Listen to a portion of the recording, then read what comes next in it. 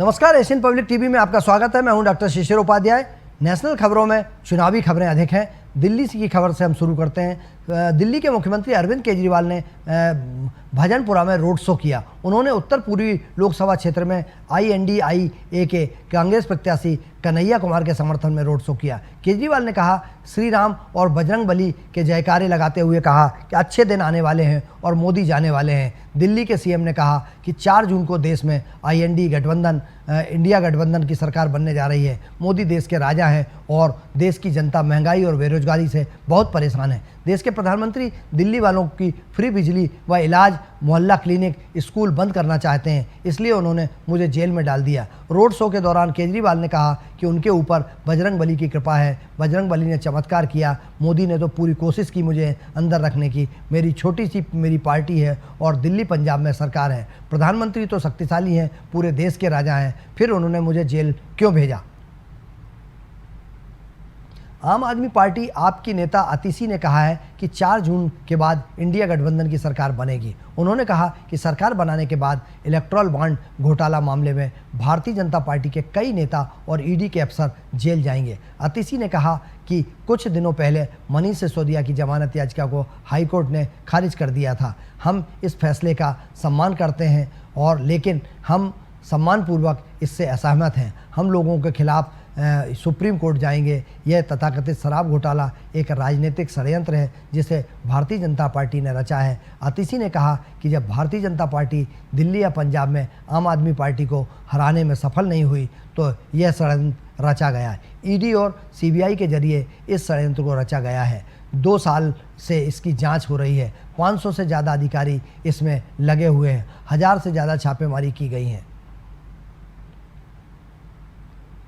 उत्तर प्रदेश के बस्ती में एक चुनावी जनसभा को संबोधित करते हुए देश के प्रधानमंत्री माननीय नरेंद्र मोदी ने कहा कि आपका ये उत्साह, ये जनसैलाब, ये आशीर्वाद बस्ती, सिद्धार्थनगर और डुमरियागंज इस क्षेत्र में हमेशा मुझ पर रहा है। भाजपा का भरोसा आपने किया है, भाजपा पर, हमारे काम पर भरोसा किया है, हमारी बात, हमारे वादे, हमारे इरादों पर भरोसा किया है। इसलिए मैं आपके इस भरोसे पर खरा उतरने में ना पहले कोई कमी छोड़ी थी और ना आगे कोई कमी छोड़ूंगा। ये मोदी की गारंटी है। मैं पहले भी इस मैदान में आपके बीच आ चुका हूँ, लेकिन आज जो सभा में देख रहा हूँ, इससे पहले ऐसा दृश्य देखने का सौभाग्य नहीं मिला था। प्रधानमंत्री मोदी ने कहा कि देश में 5 चरण के चुनाव हो चुके हैं। इन 5 चरणों में ही देश ने तीसरी बार मोदी सरकार पक्की कर दी है। आप इंडिया अलायंस का बयान देख लीजिए। हर कोई अलग अलग आंकड़े बताता है। पूरा इंडिया अलायंस ऐसा निराशा के गर्त में डूबा है, इनको ये भी याद नहीं है रहता कि वो 2 दिन पहले क्या बोला था और आज क्या बोल रहे हैं। आप समझदार लोग हैं, कभी भी अपना समय और अपनी शक्ति व्यर्थ नहीं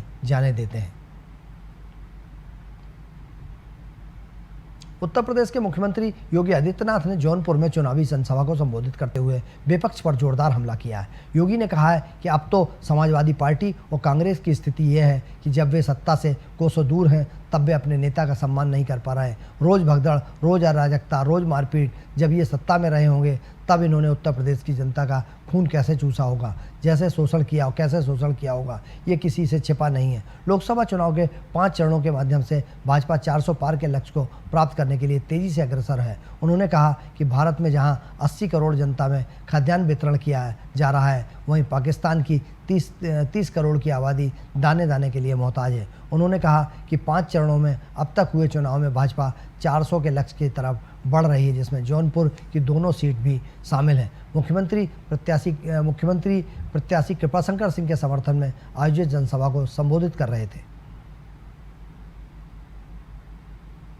भारतीय जनता पार्टी के माननीय राष्ट्रीय अध्यक्ष श्री जगत प्रकाश नड्डा ने दिल्ली के मालवीय नगर में एक भव्य रोड शो किया। इस रोड शो में जन सैलाब उमड़ पड़ा। मोदी मोदी, भारत माता की जय और अब की बार 400 पार के नारों से पूरा इलाका गूंज रहा था। नड्डा ने रोड शो के दौरान आम आदमी पार्टी अरविंद केजरीवाल के झूठ और फरेब की कड़ी आलोचना की। दिल्ली की 7 सीटों पर भारी बहुमत से भाजपा को विजय बनाते हुए आदरणीय प्रधानमंत्री नरेंद्र मोदी को लगातार तीसरी बार प्रधानमंत्री बनाने की अपील की है। इस रोड शो में भारतीय जनता पार्टी दिल्ली प्रदेश अध्यक्ष वीरेंद्र सचदेवा और नई दिल्ली के भाजपा लोकसभा प्रत्याशी सुश्री बंसुरी स्वराज सहित पार्टी के कई वरिष्ठ नेता, पार्टी पदाधिकारी उपस्थित रहे। केजरीवाल ने भ्रष्टाचार के खिलाफ कार्रवाई करने की कसम खाई थी, लेकिन स्वयं अखंड भ्रष्टाचार में डूब गए हैं, जेल गए हैं। अरविंद केजरीवाल ने पार्टी नहीं बनाने, चुनाव नहीं लड़ने और कभी कांग्रेस के साथ गठबंधन नहीं करने की बात कही थी, लेकिन केजरीवाल ने पार्टी भी बनाई, चुनाव भी लड़ा और कांग्रेस के साथ गठबंधन करके बैठे हैं।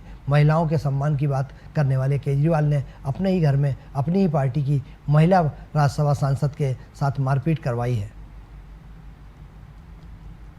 पश्चिम बंगाल में केंद्रीय गृह मंत्री और बीजेपी के वरिष्ठ नेता अमित शाह ने कहा है कि पश्चिम बंगाल की मुख्यमंत्री ममता बनर्जी को पाकिस्तान के परमाणु बम से डर लगता हो, लेकिन हम पीओके लेकर रहेंगे। बंगाल के कंथी में चुनावी सभा को संबोधित करते हुए अमित शाह ने तृणमूल कांग्रेस टीएमसी सुप्रीमो ममता बनर्जी पर जमकर हमला बोला है। उन्होंने कहा है कि माँ माटी मानुस का नारा देकर सत्ता में आई ममता ने इस नारे को बदलकर मुल्ला मदरसा और माफिया कर दिया है। लोगों को संबोधित करते हुए अमित शाह ने कहा, 5 चरण की वोटिंग हो चुकी है। इन 5 चरणों के चुनाव में बीजेपी 310 सीट पर पार कर चुकी है। ममता दीदी की इंडी अलायंस गठबंधन का सूपड़ा साफ हो गया है। इस बार बंगाल में भी 30 सीटें नरेंद्र मोदी की झोली में आने वाली हैं। उन्होंने कहा, बंगाल में बीजेपी की 30 सीटें आते ही टीएमसी खंड खंड हो जाएगी और ममता दीदी की सरकार की विदाई हो जाएगी। अमित शाह ने कहा कि 70 साल से कांग्रेस और टीएमसी राम मंदिर को रोक कर बैठे थे। आपने मोदी जी को दूसरी बार प्रधानमंत्री बनाया।